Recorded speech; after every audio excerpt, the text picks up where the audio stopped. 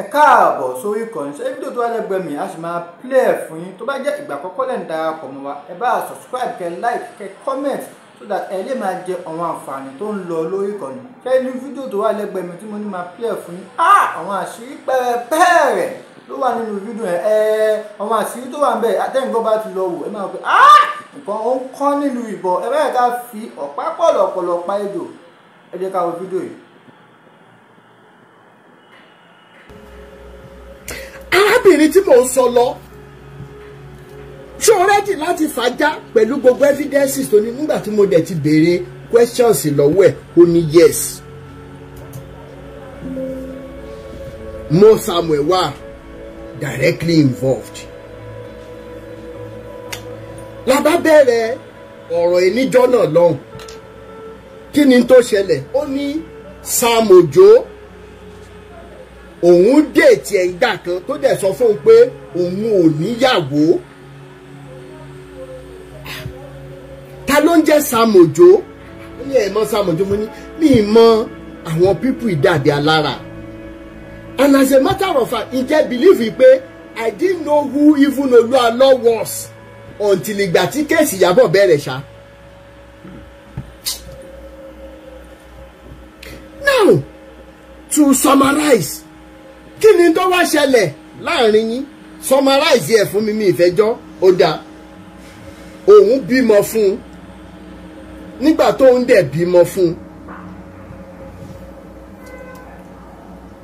kò fẹ́ wá responsible fọmọ yẹn ni ó wá responsible ni ó ṣe kíni ni ó wá responsible fún mi nọ́mbà ẹ̀ and respectfully torí wípé mo mọ̀ pé ìbáṣepọ̀ tó wà láàrin Sam Ojo àtàrábìnrin yìí kì í ṣe pé bóyá ó lòdì sófin torí wípé at the time tí wọ́n fẹ́ra wọn tàbí tí wọ́n yanra wọn lálẹ́ àgbàlagbà làwọn méjèèjì so if any pastor if any lady say òun déètì pastor àfìyàfi tó bá jẹ́ wípé ó kéré nígbà tó bá ẹ sùn ló lòdì sófin the only thing tí anybody tó bá jẹ́ pastor lè sá fún ni wípé kórúkọ òun má bàjẹ́ pé torí pé ẹni tó bá gbé Jésù dání àgbùdọ̀ mọ́ bá nídìí rádaràdà. Now mo dẹ̀ respectfully send the message sí Sam Ojo hello sir orúkọ tèmi ni Rotimi Daniels Foundation the pioneer of Rotimi Daniels the pioneer of Rotimi Daniels Foundation for Peace and Equity ó lọ́rọ̀ yín kan tó wà wájú mi tí mo dẹ̀ fẹ́ jẹ́ ká jọ sọ mi ìjà yòpa Sam Ojo fi mí gún lágídí mo wá ṣe fídíò kan níjọ́ náà lọ́n tẹ́ ẹ bá rántí wípé ẹjọ́ ẹ bá ń sọ fún Sam Ojo pé kó respond sí mi because in all fairness àìrìn àìmọ̀ọ́rìn a lè mọ̀rìn kórí ó mọ́ mì. These people are also human beings. Considering the fact that most of ẹ̀yin obìnrin náà gbogbo wàhálà tọ́lọ́hun ò dá sí yín lágbádá tẹ́ ẹ dá síra yín lágbádá program lẹ́lẹ́ lọ fún ìgbà ẹlẹ́ máa pẹ́pẹ́ kan ní kẹ́ ẹ mú owó ọrẹ wá wájú tó dẹ̀ máa ju gbogbo ìtọ́lọ́ fún yín níwájú àtẹ̀yìn gbẹ̀gbẹ̀gbẹ̀gbẹ̀gbẹ̀gbẹ̀gbẹ̀gbẹ̀ ìgbà ẹlẹ́ máa déwájú lẹ́ máa kúrú lẹ́ máa ga níwájú pásítọ̀ tó wá ṣe special program títí ẹ̀ jẹ́jẹ́.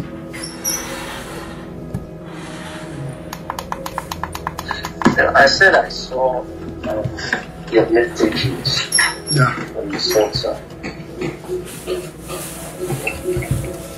On a more serious note, if I have the information on my phone, I will send it to God. I had the information, but it was when I did my phone, I did not say anything there. Of course, definitely, it's like allegedly ẹ mọ táìpù ẹ kíkan allegedly ẹjọ torí àwọn ò sí bẹ ntí ó ló ṣẹlẹ̀ lójú òun gbà tó ń ṣiṣẹ́ pẹ̀lú Sam Ojo ló ń sọ fún wa allegedly like how do I describe it? The primary purpose for which I had to borrow money to send to you was for what you told me, your word for word. And if that is not going to happen, then what do you think? It's like I want to buy something now. I don't know supposed to send my money back. You're right, sir.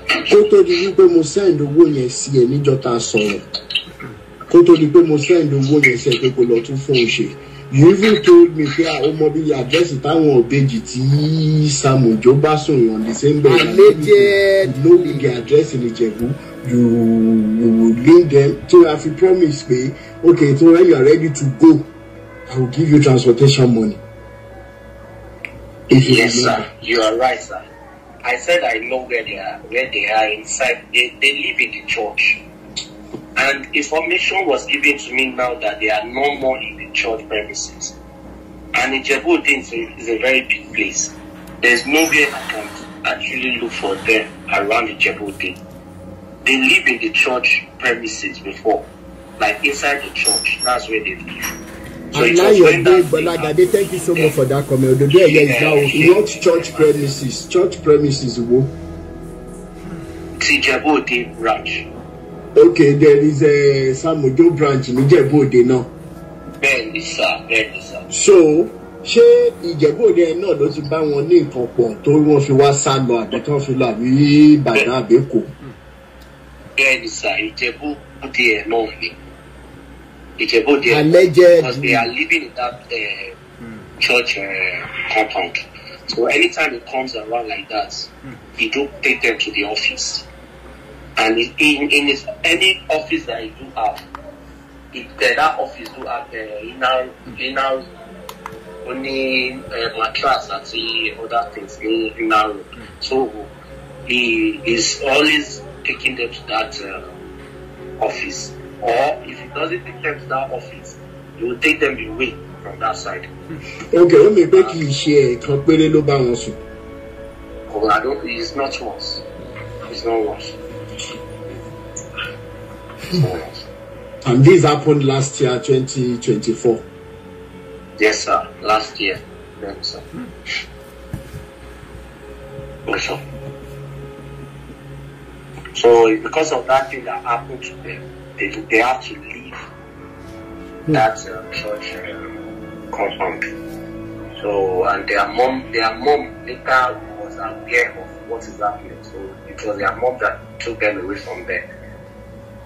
Like okay,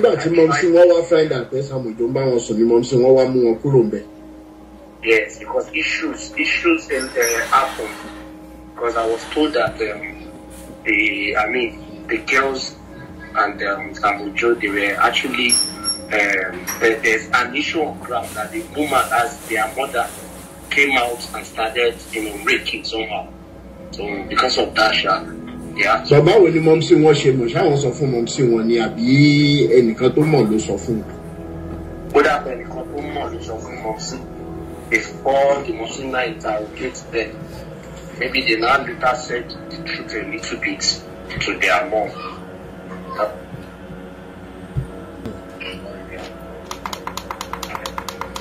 I was trying to get their contacts. At least I've called 1 or 2 or 3 people there. But they were saying that they don't have their contacts. So you know what information we're going to need to phone to let her remove. Okay, the information I have on my phone, then I have pictures, I have videos on my phone. Of you have pictures, you have videos. I have pictures of Sam Ojo and some clients and some girls that there's one girl that I told you of long time like that traveled. I have pictures of that girl. Don't join any church premises because in your late do your photo when your late do your photo now. The girl sent some pictures to me, even video. They get the video and send it to me. So and I have some evidence in the car too. When that thing happened in the car, there was allegedly, and I was the one driving on that day. Voice note, our voice note too. Yes, sir. So Those are the evidence I have there. But over sorry, Google Photos, Gbogbo kini ẹ máa wà ńbẹ̀. I did not link it with my Google. That is why. I didn't link all those things with my Google. I've tried looking for it on the phone. It's not there. Oh, link it by Google to show them. No, for example, the first to teach no more than she did to buy organization no more to near the discussion as well. Yes, we've been talking Zimba because that day I was driving to and he was at the back with the girl. So voice note of what's happening. I thought as in what I did that day was I put my earpiece on my ear, but I thought I did not hear what is happening. For me, I now place my phone on record. Okay. Allegedly. The mobile tí ń gé yẹn lè wà lẹ́ni àmọ́ kankan nínú àwọn ilé tó bá sọnù mọ́tò. In fact, that's why if I tell you that most of them threats you more. To that threats you more, right? Before you know it, you won't see their whereabouts. Wọ́n threats you more. Most of them are salo. Most of them, you would maybe, I don't know, maybe they are speaking their life because one thing is a very dangerous man. Very, he threatened me now. He threatened me. But David, ó yẹ kó lè ṣiṣẹ́ òsì bó ṣe lè le tó based on your promise. Ó yẹ kó lè ṣiṣẹ́ lórí títàwọn òbejì yẹn. Since tó mọ bí tí church yẹn wà ní Jẹ́bú.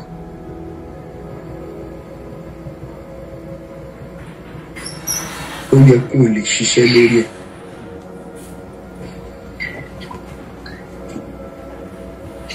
So as provided for you more, if you don't bring that here, need to go there, pain. That would be a perfect mistake. But since they left that church, nobody know their whereabouts. Nobody know their whereabouts. And I was even thinking maybe their mom would not even leave them die in their body. Can you mom say wọ́n gbé Jẹ́bú gbà yẹn? I'm singing in Jẹ́bú. I'm going in Jẹ́bú. But what I was continuing to due to because kini ẹ ti ṣẹlẹ̀. Mommy won't the first one let me Jẹ́bú as he on my first part ó gbé àwọn girls ẹ̀ kúrò ní Jẹ́bú. Ṣé ọ̀rọ̀ yẹn escalate débi wípé àwọn kọ̀ọ̀kan mọ̀ ni? Ṣáwọn èèyàn mọ̀ kó ṣẹlẹ̀ ní nǹkan tó ṣẹlẹ̀ àbí? No, it's not everybody that knows what it's just the people that are closer to just literally. Bí ọmọ ọdún mélòó ṣáwọn ọmọ ìbejì yẹn àṣà dátà ṣe orí fíìmù àti pé 18. That ìwọ tí mò ń sọ àwọn ọmọ yìí ọṣù wà ní secondary school in fact they are not up to 18. Wọ́n ṣì wà ní secondary school gbà yẹn ní last year yẹn. Yes, they are still in secondary school. I think if I'm a song pé ọmọ wà ní SS1 SS2. In fact, SS1 SS2 lọ́mọ. Èyàn lè lo social media láti fi wá wọn. Èyàn lè lo social media láti fi wá wọn. Mo ti try looking for them on Facebook. Secondary school SS1 SS2 nígbà yẹn. In fact, even mo kàn sọ pé SS1 because none of them is putting on the junior students clubs. Junior students. That's allegedly. One of them is putting on kini àwọn junior students. Last year the last one. Tony kini yes. One of them is putting that one on. So definitely it's not secondary school. I mean, kini SS class. It should be JS3 SS1. No one. Irú school tí wọ́n lọ yẹn, do you think pé bóyá téèyàn bá lọ sí ṣe pé last year là ń sọ yìí bóyá tí wọ́n bá ṣì wà ní irú school yẹn irú nǹkan ti ṣe tán yẹn lè dọ̀gbọ́n béèrè téèyàn bá describe wọn. Yeah, no, it's a good idea, but I don't actually know where the school is there, and I don't know the name of the school. Oh, what you call aṣọ school? Color aṣọ yẹn be brown, be brown and white. I think brown and white. That's the color of the clothes of the uniform. Allegedly. And so that if I see my son, not that I can't go to the body, but Tiba man no see the body. It's not because they need more popular. When I was driving, everybody Lomon. Everybody knows me. Any branch about Lomon, because apart from driving, no man should behave like bodyguard. So Tiba lost the body. One or two people that is still connected to him or married. And top of my really very almost to me information for more bad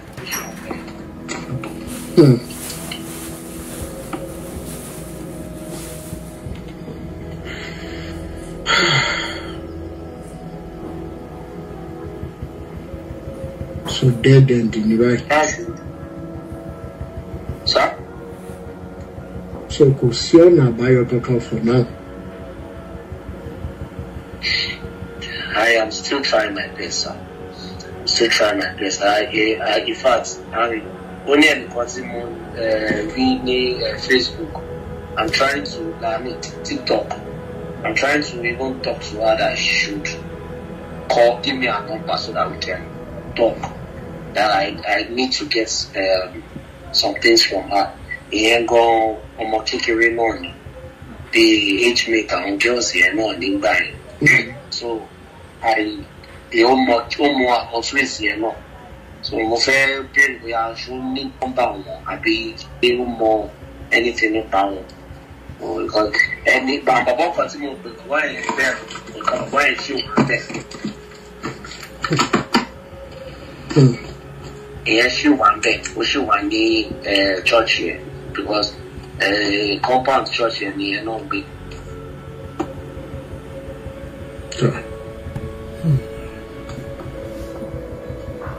Okay. Ṣé wà ta? Ó ti pẹ́ o, yes sir, ó ti pẹ́ because I was trying to call her but she wasn't picking my calls. That won't be missing me. Ẹ jẹ́ kí n fi eléyìí sílẹ̀ ń bí báyìí. Ó nídìí.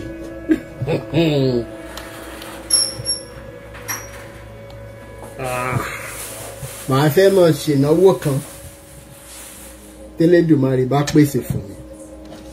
Mi ì ní sọ irú ìnáwó tí mo fẹ́ ṣe yẹn. Ó ní ṣe pẹ̀lú provision of security for someone. Ó lágbára. Ó lágbára. Ó ní agbára. Allegedly. Ó lágbára. Gbogbo ẹ̀yin tí ẹ bá fẹ́ pè wọlé látorí Instagram, látorí YouTube tàbí látorí Facebook tó bá jẹ́ wípé orí TikTok náà lẹ́wà tẹ́ ẹ fẹ́ jẹ́ káwọn èèyàn rí péèjì yín tẹ́ ẹ fẹ́ bá wa dá sétò lálẹ́ yìí, nọ́mbà WhatsApp tẹ́ máa pè mí sí ọ̀ tẹ́ máa send message sí mi sí ní +234 80 9290 6250. Màá pè lẹ́ẹ̀kan sí +234 80 9290 6250. Allegedly. Ẹ jẹ́ kí n kọ́kọ́ gbé ẹjọ́ ó dàgbà tó pé nẹ́tíwọ̀kì TikTok yìí bàdì gan lálẹ́, àwọn tó wà lókè gan nẹ́tíwọ̀kì wọn ń parẹ́. Godfather ṣe wà ń bẹ̀ bóyá nẹ́tíwọ̀kì tí yín máa wà pa. Hello baba, network Godfather láti wà òkè àwọn Bawo.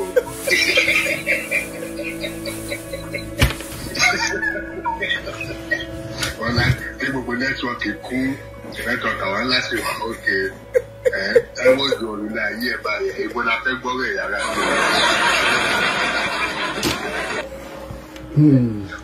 Ó tún bá àwọn ọmọ kéékèèké sùn. Alleged. Àti bíbà jẹ́ báwa ara bí ọ̀tẹ̀ ẹ̀kẹ́ wàrà ìjáyé rí láyé yín. Ọlọ́run dẹ̀ tó wá ṣàánú fún yín. Àwọn àgùntàn tẹ̀ tó wá kójọ náà lẹ́tí wọ́n bá sùn ẹ̀yà ara bí ọ̀tẹ̀.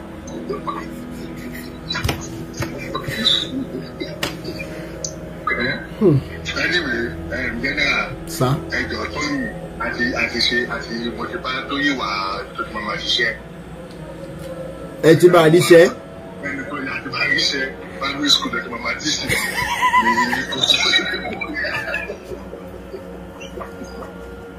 Ọ̀dẹ̀ ẹni àti college $2,000 lọ́wọ́ Nàìjíríà. I think that's about 2 or 3 million. If I'm not mistaken. So I live at home this person there. Abibi efiji gidi mi ni o pe kiri si. Àwọn ayẹni jiga ma gbúrò gbogbo. Wọ́n ní ṣé mọ̀ pa so ngba pé òótọ́ ló máa lékè wọn ní gbúrò wọn mọ́ láyé ṣe. Ayẹni giga náà mọ̀ pa ṣìrí òun ti tú sí mi lọ́wọ́ ló ṣe pipe low. Ṣé bá ṣìrí ẹ lọ́lọ́run ṣògo ti tú sí mi lọ́wọ́. Jẹ́jẹ́ mi ni mo máa ń jókòó táṣìírí wọn máa ń wà àlùjọ̀nú òṣèré rárá. Àwọn tó mọ ayẹni lọ́lọ́run ṣògo gbogbo bó ṣe dàbẹ̀rú gbogbo bó ṣe máa ń sọ fáwọn pásọ̀sọ̀ àlàbẹ̀ tí àwọn èèyàn bá ti wá fún un lówó tí wọ́n bá lọ tán ayẹni gíga máa sọ wípé òun òkùnkùn mọ irú oṣólẹ̀ tán ṣe tán fi rówó tán fò wọ́n dẹ̀ fún lówó. Meanwhile àkùkọ gàgàrà fún ní ayẹni gíga fúnra ẹ̀ àwọn pásítọ̀ ẹgbẹ́ ẹ̀ lábẹ́ ẹ̀ ló sọ fún mi. Mo ní voice note yẹn lọ́wọ́. Ẹ̀rí pé Godfather sọ̀rọ̀ pé ni mo ṣe máa pariwo mọ́ kíní kan kíní àṣẹ òní. Àṣẹ wèrè wo ló wà lẹ́nu wèrè tó ń gbọ́ pàkáàkiri tó yẹ kó lọ wá ṣẹ̀ṣẹ̀. Olualo dá Olualo níbi ìjẹ́rìí Olualo ṣe ń ya wèrè o kò fọ́ ní o mo pe mo sàmù àánú ẹ̀dẹ̀ ṣe mí. Àlọ́lá ṣe bí ngbà tí mo receive message f'Olualo bí báyìí ṣe báwọn tó fẹ́ tí pa ń sọ wípé irú mi ni mo ń preach f'Olualo. Àdẹ̀wọ̀ wọn àdégbò tó bá sábẹ́ kọ̀ọ̀kan akọ̀ máa fi yín ṣe ẹ̀yẹ ni ọ̀ya orin wọn la fẹ́ kọ sí Sam Ojo sí tó bá àbúrò sọ wọn la fẹ́ kọ sí ọ̀ya yìí pásítọ̀ ẹ̀yìn blọọgì oyè ẹgbẹ́ kẹsàn-án kẹsàn-án bẹ́ẹ̀. Ẹja kọ̀ọ̀kan tó wà sálẹ̀ báyìí ká máa wò ṣe wọn. Ẹ ṣé bàbá.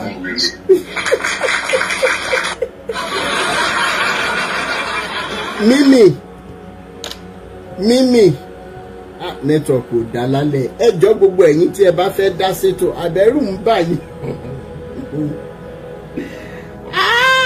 Àjànàkú di méjì ẹ̀rù ń bà kan. Dan Mímì ẹ ní láti unmute o. Ẹ mọ̀ kúrọ̀lẹ́ ìyá mi. Ẹ̀sà ẹ kú iṣẹ́ o. Yes. Láti yín kú iṣẹ́ Olúwa. Ẹ ṣé ìyá mi. Ìjọba ẹ ṣiṣẹ́ Olúwa Ọlọ́run máa ṣàgbára yín dọ̀tun. Àṣẹ Ìdùmarè. Àṣeyọ tó kù pé ní gbogbo nǹkan tẹ̀ ń sọ tẹ̀ fi ń ṣe wa lójú ẹ̀ máa sọ lọ. Bẹ́ẹ̀ ẹ ṣé. Ọlọ́run máa tẹ̀yìn lẹ́yìn ẹ̀yìn àtàwọn ẹbí yín o. Àmín o, àmín o, àmín o. Ọ̀rọ̀ tẹ́ sọ yẹn ìgbà tẹ́ sọ̀rọ̀ yóò àìpé àwọn fellowship leaders tó ti ń gbà yẹn tán máa sọ pé ká lọ school pẹ́pẹ́ èmi ò kí ń lọ fellowship ń gbà yẹn wá ní ọmọ èṣù lè ní màá ní fellowship kan mo wá sùn wá. Ibẹ̀ ni mo lọ tán ti bà ayé mi jẹ́ o fellowship ni mo lọ o títí dìsìn yìí ìyá mi títí dìsìn ní ìmọ̀ bọ́n ṣe ń fọwọ́ kan obìnrin mo ṣe fún mi ní àdírẹ́sì ibi tí mo ti máa lọ lecture tí mo máa ti. Fellowship sense sí Ọlọ́run wa ní ẹ̀kọ́ lè ní wá kàn bí secondary assignment ní fellowship mo rántí RCF ní yọ ìgbà ìtọ́ máa ń ṣe ní dóòmù bó tẹ̀lé ṣe independence dóòmù ní ìyá. a máa ń ṣe ni wọ́n ó nígbà kan tí wọ́n ń lo trenchard hall a dẹ̀ tún máa ń lo lecture theatre kí lorúkọ ẹ̀ a máa ń lọ káàkiri ni ibi táyè bá ti wà ní bẹ́ẹ̀ ni a máa ń lọ káàkiri wọ́n ti wá ní permanent kìíní sí ìyànà waters nsìn. bẹ́ẹ̀ ni. ó dà bẹ́ẹ̀ èmi ò ní kéèyàn má sin ọlọ́run bóyá kéèyàn balance everything. bẹ́ẹ̀ bẹ́ẹ̀ kó wọ́n bá yé ẹ̀jẹ̀ tó yẹ pé wọ́n máa pásítọ̀ kìíní kan àwọn bílẹ̀wù bí LW gbà yẹn. pásítọ̀ this pásítọ̀ that ká má dà wọ́n bá pàdé ọmọ yẹn yọ àìní. wọ́n ṣe nílé. iṣẹ́ tẹ̀ ń ṣe ẹ máa ṣe ẹ ṣe ìyá mi thank you so much. ó bò kó lè bá ṣe àwọn èèyàn lójú bìkan tíwáyé ó tẹ̀ ti da àwọn èèyàn tí ojú àwọn èèyàn tí ń ṣí bẹ́ẹ̀ but káyọ̀ ká máa campaign lọ ká máa ṣe lọ because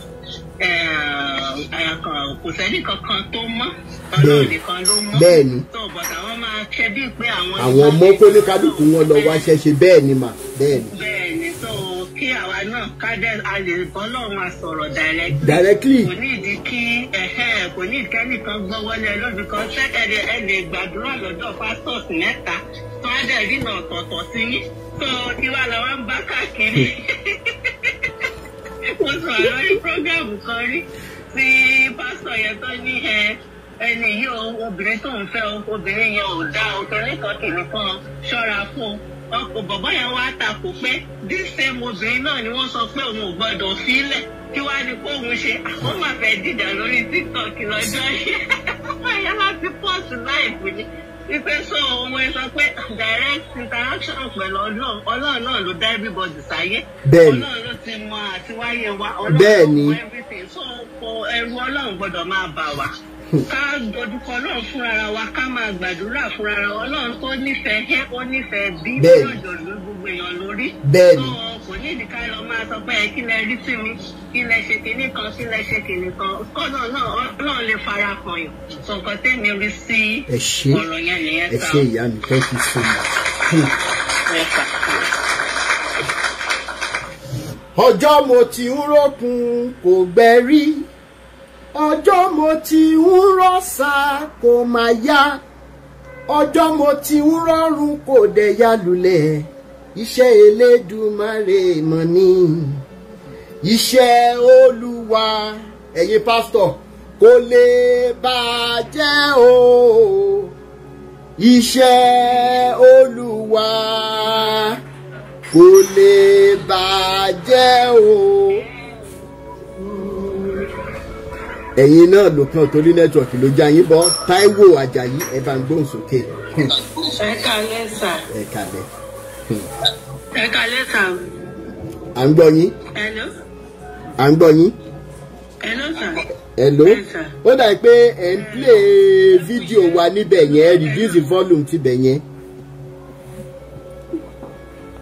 ok. ó dà pé òun ló ń wọnú ara wọn. mi fi bẹ́ẹ̀ mọ.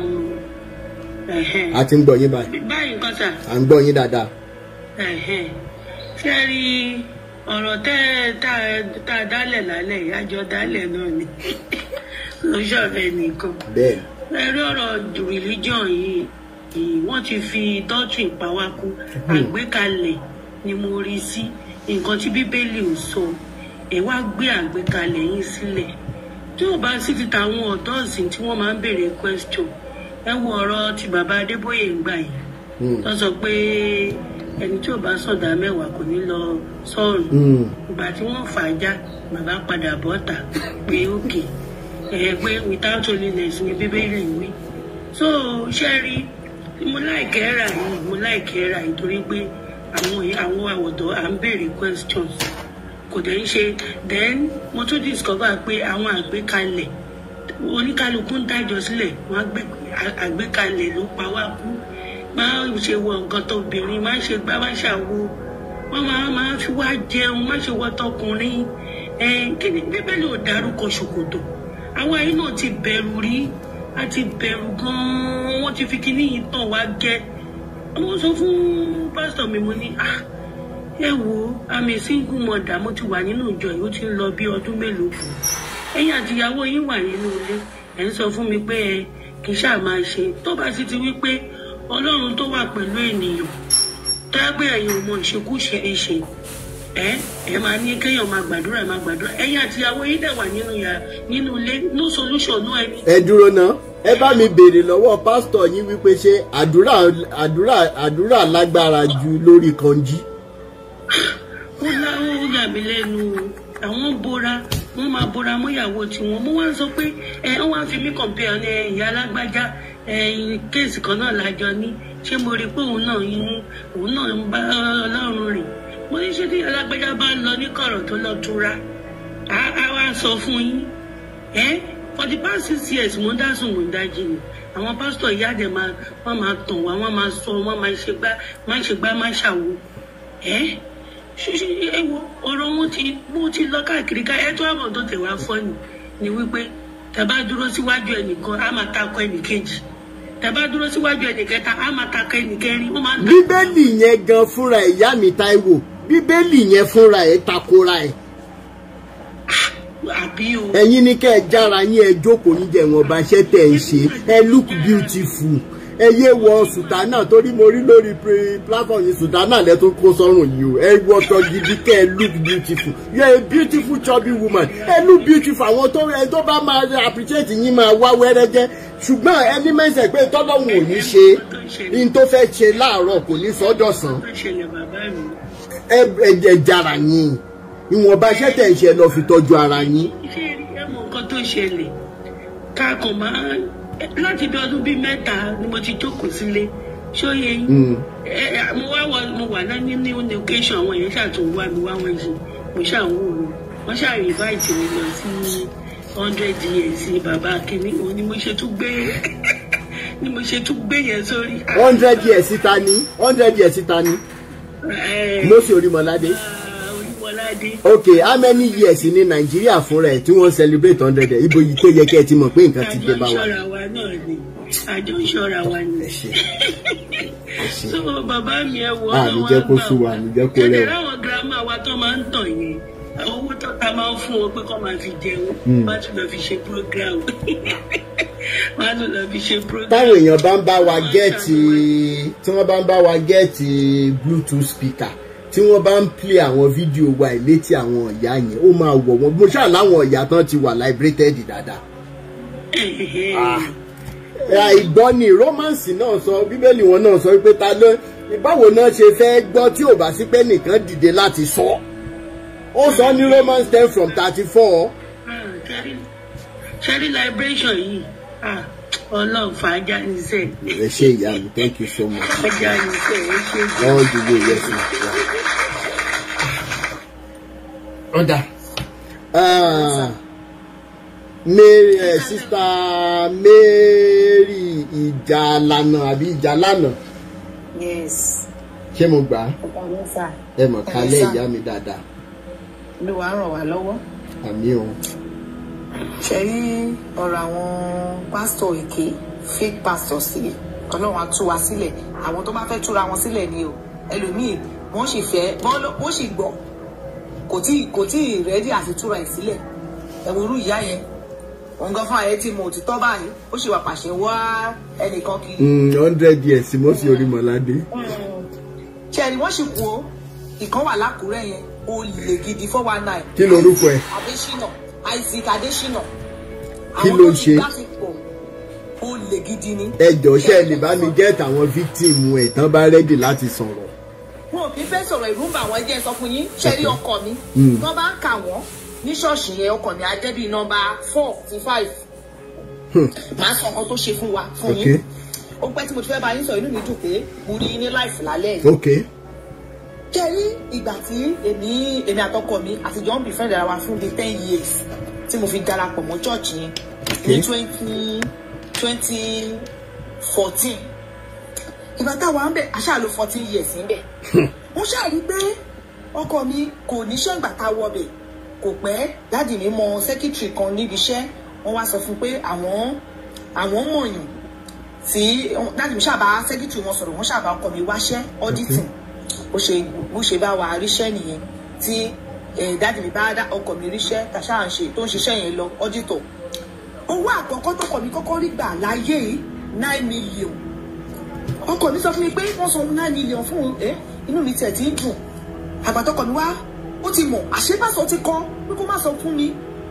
Pásọ ti kọ́ ó ṣàgbà 4 million. Ẹ jẹ́ dárúkọ pásọ yẹn again pẹ̀lú orúkọ chọ́ọ̀chì yẹn. Isaac Adesina l'Ákúrẹ́. Ó kọ́kọ́ jẹ́ Christ Kingdom, ó tún yá ó tún wá lọ ṣèǹjẹ̀ sí One Way Christian Ministry. One Way náà ni ẹ mọ̀ sọ̀rọ̀ yín lọ. Ó lè gidi ní. Bó ṣàṣẹ wá gba 4 million lọ́wọ́ ọkọ mi, ó kọ́ gba 3 million, bàtà ọkọ san 5 million, ó kọ́ gba 3 million. Bàtà tó máa padà san balance, ó tún gba 1 million. Ó jẹ́ 4 million tó gbà.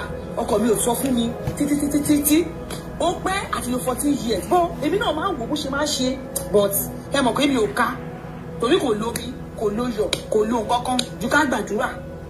Nǹkan tí mò ń sọ yìí ọkọ mi bá slide nítorí ẹ̀ agbára ló ṣe ń lọ ṣọ́ọ̀ṣì àtúntò tá a ti kúrò mẹ́la 2018 lọkọ mi ti wá bẹ̀rẹ̀ sí í ṣe oríṣiríṣi kiri torí pé nǹkan tí pásọ yẹn ṣe fún ó ti rìn láì yé ó ti fi gbogbo ọkùnrin ẹ̀ lé kì í ṣàwa nìkan o àwọn èèyàn pọ̀ ní ṣọ́ọ̀ṣì dá wọ́n ti gbọ́ ọ̀rọ̀ yìí ṣe tó bá ti wá ọgbọ́n tó máa ń lò tó bá ti fẹ́ gbowó lọ́wọ́ èèyàn kò ní lọ direct lọ gbà á ó máa rán tó bá jẹ́ èmi àti yín jọ ń lọ ṣọ́ọ̀ṣì báyìí ẹ̀yin ló máa rán káwọn sí wa àwa gbowó yẹn sódà tó bá ti wá gbé ọlọ́pàá bá ti wá gbé àwọn yẹn ẹ̀yin náà máa gbé wọn ní gbé òun á wá lọ sí station yẹn bíi pé òun lọ dáṣẹ́jọ́ wọn nǹkan tí mò ń sọ yìí wọ́n pọ̀ dáadáa tó mọ̀ wọ́n pọ̀ dáadáa ní Àkúrẹ́ tó mọ̀ ní church ẹ̀dájọ́ lọ ṣẹ̀dẹ̀ rí àwọn alálọ́ wàásù kiri títì kò sẹ́ni tí tẹ bá dé Àkúrẹ́ ní Leo kò sẹ́ni tí ò mọ̀ church wa One Way Christian Ministry iṣẹ́ ta ṣe àṣọlẹ̀ ní pásítọ̀ yẹn ó sì ṣe lọ o àwọn kan sì wà lábẹ́ ẹ̀ báyìí tí wọ́n ti tú sílẹ̀ wọ́n sì wà ń bẹ̀ àwọn kan dẹ̀ ti gbà tú sílẹ̀. Ẹ jọ̀ọ́ torí ọlọ ẹ ràn mí lọ́wọ́ ẹ bá ń sẹ́ndì fọ́tò ẹ̀ àti ṣọ́ọ̀ṣì ẹ̀ sí orí WhatsApp mi ẹ jọ̀ọ́ torí ọlọ ẹ jẹ́ ń gbé sáyé ẹ ṣe. ó lè gidi ni ó sì ṣe wọ́n lè tẹ̀gbẹ́ sáyé káwọn tó wà lábẹ́ ẹ̀ lè túbọ̀ nínú ìdè. àìsí àìdéṣe gbogbo àwọn tó forúkọ Ọlọ́run bojú yẹn lọ́lọ́run á tú wọn láti. àmì o enough is enough ẹ ṣe ìyá mi. Isaac Adesina l'Ákúrẹ́ One Way Christian One Chance Christian Ministry.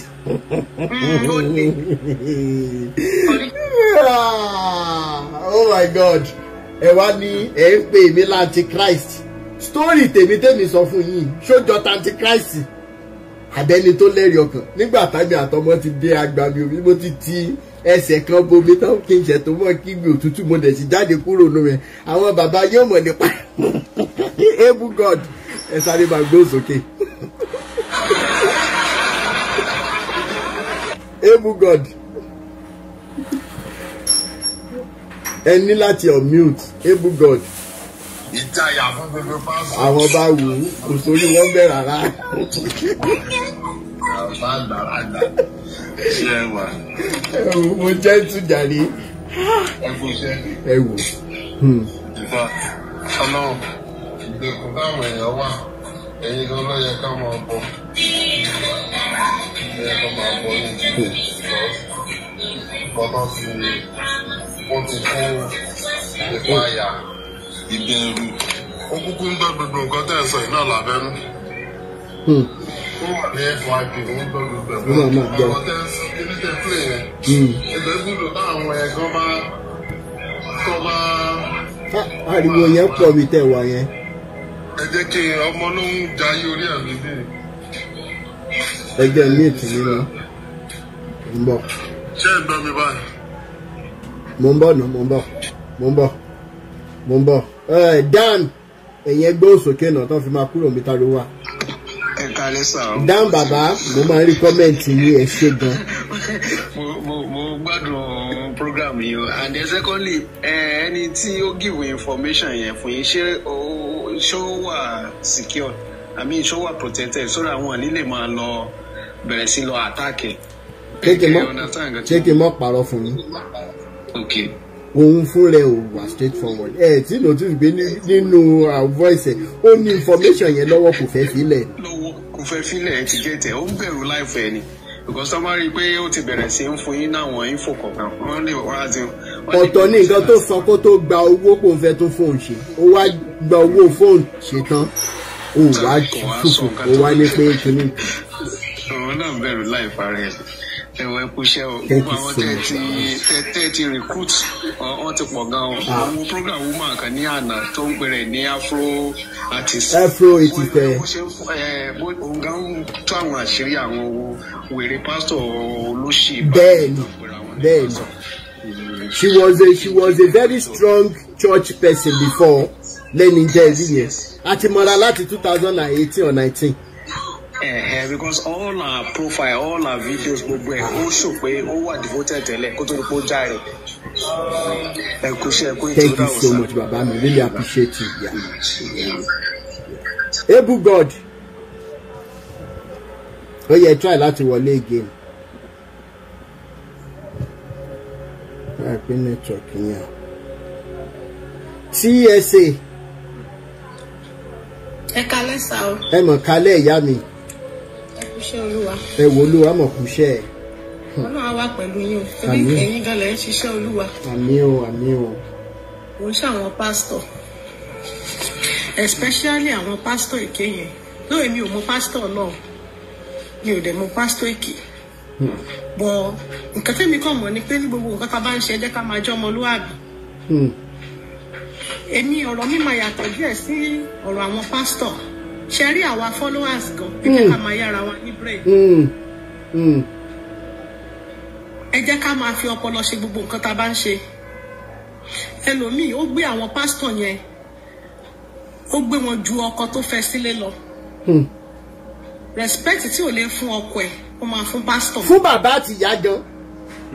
Wọ́n dẹ̀ kí ń ṣe ọlọ́run àwọn pípù yìí. Ọlọ́run dáríjì mí o. Experience tí mo ti ní láyé àwọn ni wọ́n worst jù. But because wọ́n believe pé kò sẹ́ni tó lè challenge wọn. They can do and undo. Then ìgbà míì wà tá a bá rí ìránṣẹ́ Ọlọ́run àwa gan fúnra wa a kì í lè béèrè questions. Take for instance nígbà tí èèyàn mú un lọ́dọ̀ pastor tí pastor wá rí iná sí ọ pé àìsàn sí ọ ọ̀nà rẹ̀ ò dáa tẹ́ ẹ fi wá wọ́ra yín débi pẹ́ ń bára yín sùn. Rákùn ṣé inú ìgbàlà nìyẹn wà? Bíbélì wípé ó ní you shall know the truth and the truth will set you free. Ṣó sọ fún yín pé ibi tó bá ti ń bá yín sùn níbẹ̀ ní ìgbàlà yín wà? Ṣé ìgbọ̀nsán yín ṣó wà nínú ibi tó ti fẹ́ bẹ́ẹ̀ sùn? Ìgbà tí pásítọ̀ gbé yẹn dé fún ẹ ó ti mọ̀ pé pásítọ̀ alágbèrè ni kó o sá lọ. Ẹ wà dúró tí wọ́n fi ń bá yín sùn. Why are we doing that? Àwa tá à ń pera wa gan ní followers. Why are we kí ló dé ta sì ń jẹ́ kó kó wa lẹ́rú? Àwọn tó bá gbọ́n kí wọ́n tètè mọ̀ pé ìránṣẹ́ Ọlọ́run tó ń pera wọn they are not God. Àwọn míì sọ gbé àwọn ìránṣẹ́ Ọlọ́run yẹn ju Ọlọ́run lọ. Wọ́n believe pé wọn ò ní ẹ̀ṣẹ̀ rárá wí ara àwọn náà dẹ́ṣẹ̀ jù ní gbogbo ọ̀nà. Wọ́n máa ń sọ wípé anointing cover àṣekúṣe táwọn ń ṣe. Mi ò gbà pé anointing gangan cover. Àbórí anointing fẹ́ burú jẹ́ bá ara rọ́tán máa ń pa ni. Ọjọ́ ẹ̀sìn wọn ò tí ì dé ní sà. Ó tiẹ̀ tí ó ti ṣú báyìí òjò yẹn ti ṣú báyìí ojú ẹ̀sìn wọn ti ṣú báyìí. Àti ilé tí wọn bá ti rí àṣírí ẹ̀ ni mo ti ń sọ. Oh yeah, of course. Àwọn nǹkan tí wọ́n ń ṣe ní abẹ́nú. Ibi tó fọ́nì dé àwọn àti àwọn ìyàwó wọn especially àwọn ní Pentecostal àbí kí ló máa ń pè wọ́n church. Wọ́n ṣẹ̀ dálẹ̀ tó ní kálukú ló ń dá títí ẹ̀ lẹ́ẹ̀tàn sí lábẹ́ anybody. Àwa follower náà ká mọ nǹkan tá à ń ṣe káyé kí ọwọ́ ara wa bọ májẹ̀mú tí Ọlọ́run gò dá fún wa. Ẹlòmíì tó bá lọ chọ́ọ̀chì mo rántí ìgbà tí mo kéré mọ́ mi ó máa ń ṣe chọ́ọ̀chì.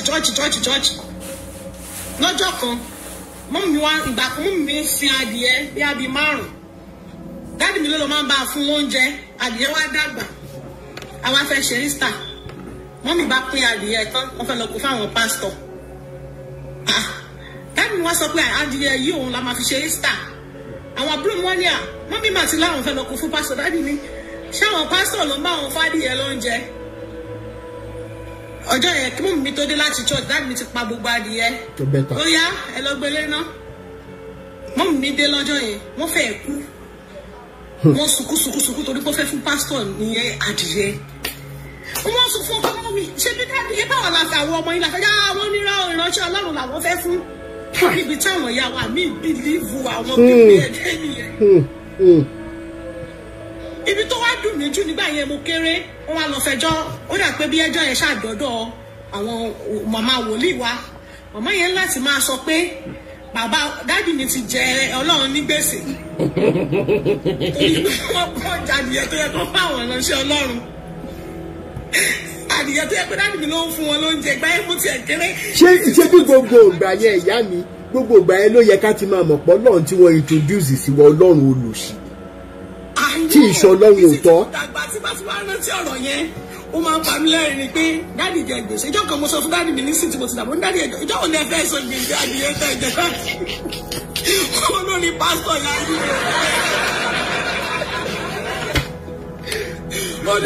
wọ́n ní sáwọn àwọn ló ń bá wọn fa ẹwà adìyẹ lóúnjẹ táwọn fi jẹ gbèsè gbèsè bọ́lá làwọn jẹ́ ń gbèsè àbáwọn làwọn jẹ́ ń gbèsè àwọn lọ sọ́bọ́lọ́ táwọn bá kú. It's so funny kọ́nà aláàánú kó bá wa ṣí gbogbo àwọn tó bá kú tójú wọn sì dúdú kọ́nà bá wa ṣí wọn lójú kí wọ́n mọ̀ pé èèyàn ń gbé dé èèyàn lọ fún ìránṣẹ́ Ọlọ́run èèyàn ń kówó èèyàn fún ìránṣẹ́ Ọlọ́run you can give away but it's not mandatory anywhere. Ọlọ́run kò ní kí wọ́n gbowó kan kówó wá ẹ́rí nígbà tí wọ́n ń sọ̀rọ̀ gbìlìgbà àwọn fíìmù tá a tiẹ̀ mọ́ ń wò gárí bí wọ́n ti pín owó ń bẹ̀ rí ni ẹlòmíà ni ẹ tó bá fẹ́ kádùrà ń gbà kó mú 10,000 kó bọ́ síta ẹ jẹ́ ká lajú ẹ jẹ́ ká wise up kán yẹ kó wa lẹ́rú àwọn victim àwọn pastors yìí ti pọ̀ jù kọ́nà kó deliver gbogbo wa. ẹ ṣé thank you so much.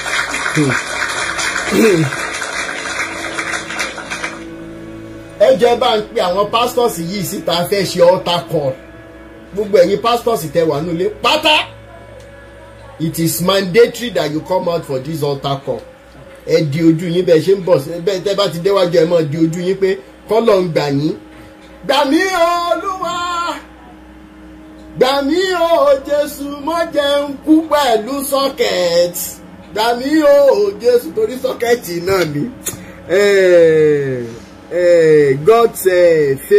God's favor for you. Ó yẹ bá wa on mute. God's favor. Ẹ ní láti on mute o. Ó dáa. Ọmọ ọba aṣẹ́ wa ń bẹ̀. Mi ìlà ṣèkò tí mo fẹ́ fi ṣòfò torí mo fẹ́ lọ ṣe grocery mo fẹ́ dáná. Ọmọ ọba.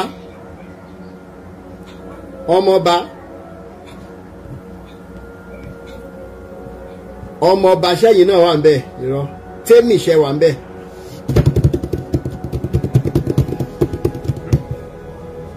Ẹ káàárọ̀ sà. Ẹ mọ̀ káàárọ̀ bàbá mi. Ẹ lẹ sà. Yes sir. Ẹjọ́ bá mi sanwó síta èmi náà nídìí adìyẹ o. Tọ́ bá tiẹ̀ wá fẹ́yìn ládìẹ orí ọ̀fẹ́ gan lè wà mẹ́jà wọn wèrè tán ń pè ní pásítọ̀ ẹ̀ lọ. Caesar ẹ wo lóyin ni o bá lẹ ṣe mọ̀. Ẹ wo ó pẹ́ mo ti miss program yín mo ti ẹ̀ tó come across yẹn ní àárọ̀ mi tó wà lọ́dọ̀ ti mi. Okay. Ẹ lẹ sẹ́ wo inú mi ṣá máa dùn because ṣe rí ẹjú general evangelist lọ ẹ̀ ń tún ìdè ẹ̀ ń já ìdè. Bẹ́ẹ̀ni à ń lajú afọ́jú à ń jí òkú in dìde. fact mo wà lára afọ́jú ẹ̀ lajú ẹ̀. Sádìbò náà ti di ẹ̀yìn mọ́lẹ̀ tẹ́lẹ̀. Èmi ni mo ní mo lọ sí ṣọ́ọ̀ṣì ọ̀fọ́dún pàṣẹ Olualo eré.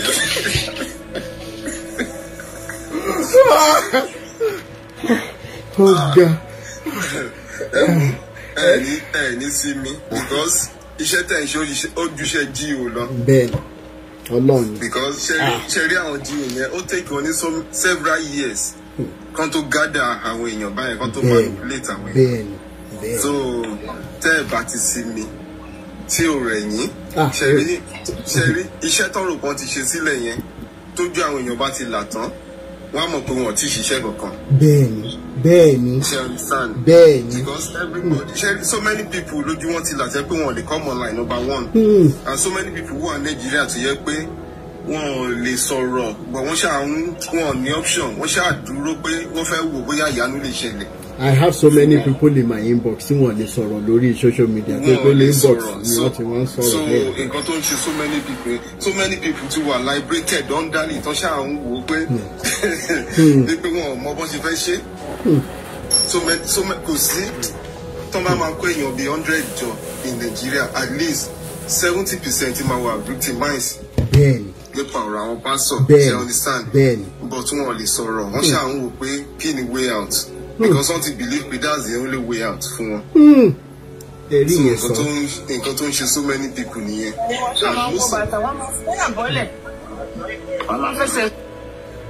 Ṣé ẹ rí pọ́ìntì tẹ réèsì yìí bàbá mi? Bóyá lọ́la lára àwọn family oriented videos tá a máa ṣe ó dàbí pé ọ̀rọ̀ tẹ́ sọ ìwà lára nǹkan tá a máa sọ how to love yourself, how to begin to love yourself again, how to begin to see yourself ní true nature bí tí wọ́n fi ẹ́ sí torí ṣe mọ̀ pé ìjọ́ tí wèrè bá mọ̀ pé wèrè ló ìjọ́ náà lára ẹ̀ máa yá. A máa sọ yẹn mọ́rọ̀ lọ́la lágbára lọ. Important point. Thank you so much, sir. Yes, sir. Yes, sir.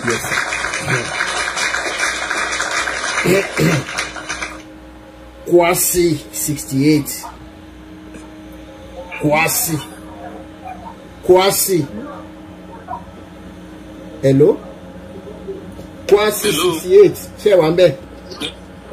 Hello, Mohammed. Báwo ni? Àlàáfíà ni sà.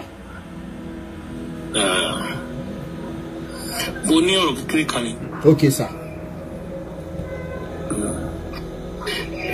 Àtẹ̀yìn àtàwa ẹ̀yà kan gbàdá fún oore ọ̀fẹ́ Ọlọ́run. Oore ọ̀fẹ́ lẹ́dígbà ẹ̀yà gbàdá fún oore ọ̀fẹ́ Ọlọ́run. Oore ọ̀fẹ́ lẹ́dígbà ẹ̀yà gbàdá fún oore Ọlọ́run. Gbogbo tó wà nínú dì. Àtàwọn tí ó sínú dì náà kò ń bọ̀ sínú dì. Àdúrà ńlá. Ọ̀yà ọlọ́run ìgbò ní bọ́ sínú dì. Mo lè sọ ìgbà náà lọ fún àwọn àyíwá lọ́wọ́.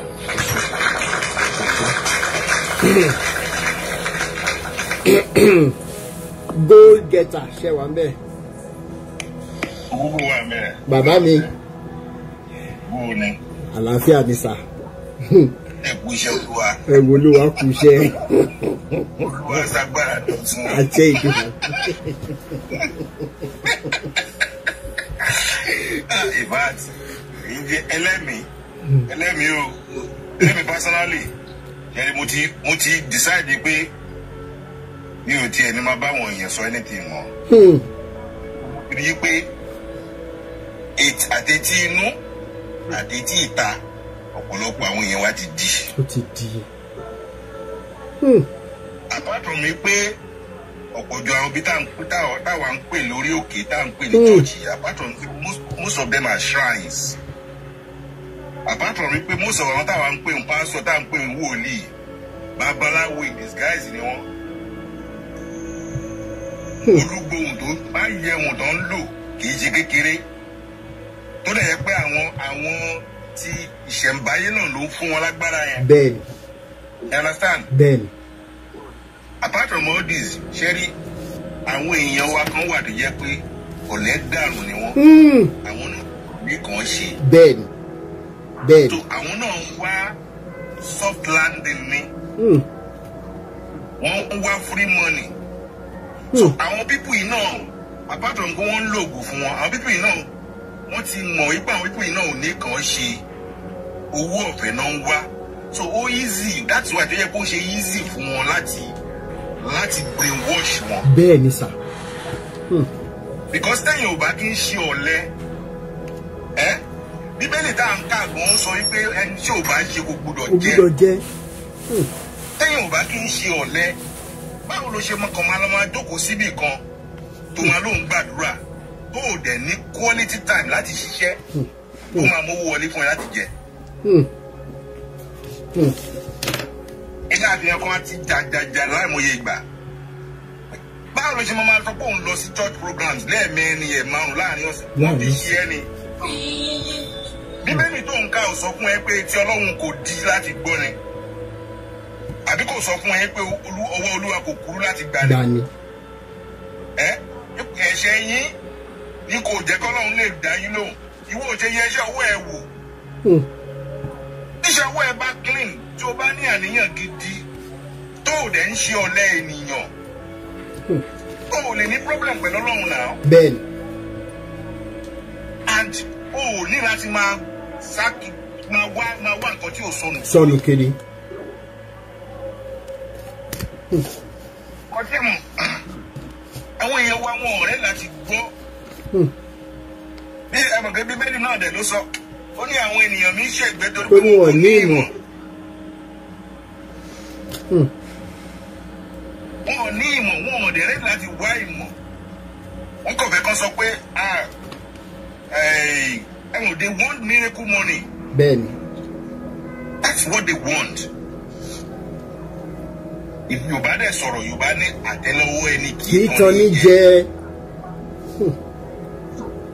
Whatever you want, anybody wants to become in his life is in his hands. Bẹ́ẹ̀ni.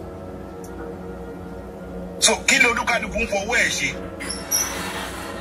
Ibi tẹ́ ẹ wà, country tẹ́ ẹ wà, you know how many hours you work to make money. You know how many hours you work to pay your bills. It is not free. Gbogbo àwọn tó wà overseas, they know that nothing comes free. Òyìnbó ò ní fún ẹni kankan lọ́fẹ̀ẹ́. Possible. Tó bá possible gan, òyìnbó ní ká máa sanwó atẹ́gùn tá à ń mí sínú. Wọ́n á san o, bẹ́ẹ̀ ṣáà máa san ni, à ń san carbon kìíní kan nígbà tí mo wà ní Canada, à ń san carbon tax. You can imagine. À ń san carbon tax. So nothing goes for nothing. There's nothing free. Everybody, people should stop being lazy. But wọ́n ò ní gbọ́. Olè ló pọ̀ jù náà àwọn èèyàn wa. Àwọn bàbá Adébóyè ti fi ideology yẹn bà wá láyé jẹ́ pọ́lọ́ ló máa ṣe gbogbo ẹ̀ fún wa o. Ìtorí ẹ̀ la ṣe gbúdọ̀. Òtọ́ ni ṣá. Bẹ́ẹ̀. Wọ́n dàgbọ́n mo tẹ́ bá rántí pé mo sọ fún yín rí pé mo ti lọ redeem dáadáa rí. Bẹ́ẹ̀ni. I stopped going to redeem about 7 years ago now. And that was when I stopped paying my tithe. I happened to be a victim in the past because I was born into Christianity. I'm still a Christian though, and I still believe in God. But I'm not a brainless Christian. Because Bíbélì tẹ́mi ń kà ó sọ fún èmi. Ó jẹ́ kí n mọ̀ yí pé Ọlọ́run fẹ́ kí n lo brain mi. Because there's a place in the Bible. Tọ́lọ́run ti sọ wípé come, let us reason together. Let us reason together. You use your brain to reason. Bíbélì náà ló dẹ̀ sọ pé ó ní ká wádìí ohun gbogbo dájúdájú kálẹ̀ bí ètò ìṣe òdodo múlẹ̀. Àbí bẹ́ẹ̀ kọ́? So, ẹ ṣé bàbá mi, thank you so much sir. Ẹ ṣé. Àní jẹ́ kó sú wa, àní jẹ́ kó rẹ̀ wá. Bẹ́ẹ̀ni, ẹ ṣé. Ó kù 25 minutes péré lórí ètò tèmi. Mama tí ìṣe wà ń bẹ̀ àbí network ó dà pé ẹ jẹ́ má bá wa pàtàkì. Mama tí ìṣe wà ń bẹ̀.